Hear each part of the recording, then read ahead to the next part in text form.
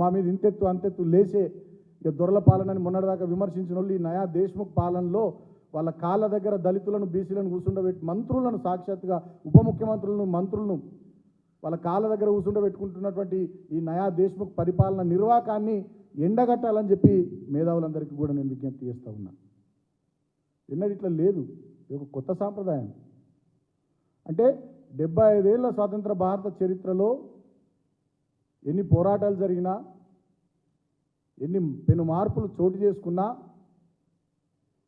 ఇక ఈ నయా దేశ్ముఖ్ల రక్తంలో అది ఉంది కాబట్టి మీరు గట్లనే ఉండాలి, ఇక మీరు దళితులు అంటే గింతే, మీరు బీసీలు అంటే గింతే.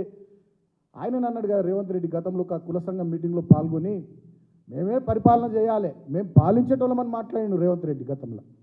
మీరంతా ఎస్సీలు బీసీలు పాలించబడేటోళ్ళు, పాలించేటోళ్ళం మేము దేశ్ముఖ్లము అని చెప్పి గతంలో మాట్లాడింది రేవంత్ రెడ్డి. ఇవాళ ఆచరణలు చూపిస్తూ ఉన్నాడు. మీదికి చూడనేమో ప్రభుత్వంలో భాగస్వామ్యాన్ని కల్పించినట్టు, డిప్యూటీ సీఎం ఇచ్చినట్టు, మంత్రులు ఇచ్చినట్టు, ఏదో పెద్దపీట వేసినట్టు మీదికి చూడ. ఆచరణ కాడికి వచ్చేసరికి వాళ్ళ కాళ్ళ దగ్గర కూర్చుండబెట్టుకోవడం. అంటే ఆయన ఏదైతే గతంలో మాట్లాడిండో దాన్ని అంతా వాళ్ళ ఆచరణలు చూపిస్తూ ఉన్నాడు. ఆయన నైజం నేను గతంలోనే చెప్పిన, విష్ణూరు రామచంద్రారెడ్డి, ఎర్రపాడు ప్రతాప్ రెడ్డి, ఆ దేశ్ముఖ్ల కోవలోనే ఈ నయా దేశ్ముఖ్ రేవంత్ రెడ్డి ఆలోచన, ఆచరణ, ఆయన నైజం, ఆయన పద్ధతి, ఆయన వ్యక్తిత్వం, ఆయన వ్యవహార శైలి అన్నీ అలాగే ఉన్నాయి. వాటికి నిదర్శనమే ఇవాళ ఈ సంఘటన. ఇదేదో ఆషామాషిగా జరిగింది కాదు, అనుకోకుండా జరిగింది కాదు. నేను కాంగ్రెస్ పార్టీలో ఉన్నటువంటి దళితులు, బహుజనులు మిమ్మల్ని కూడా స్పందించాలని కోరుతా ఉన్నా, పార్టీలో ఉన్నటువంటి వాళ్ళని కూడా స్పందించాలని కోరుతా ఉన్నా. కాంగ్రెస్ హైకమాండ్ కూడా దీని మీద స్పందించాలి డెఫినెట్గా. కాంగ్రెస్ జాతీయ పార్టీకి అధ్యక్షుడిగా ఒక దళితుని పెట్టినామని చెప్పి మీరు చెప్పుకోవడం కాదు.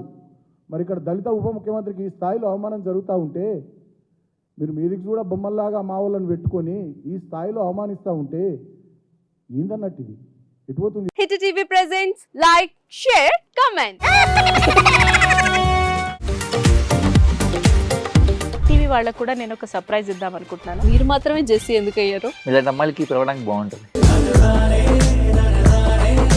చందు సాయికి like you and have a, జనాలకి ఒక పేరు నచ్చిందంటే దీనికి ఒక ప్రాసెస్ ఉంటుంది.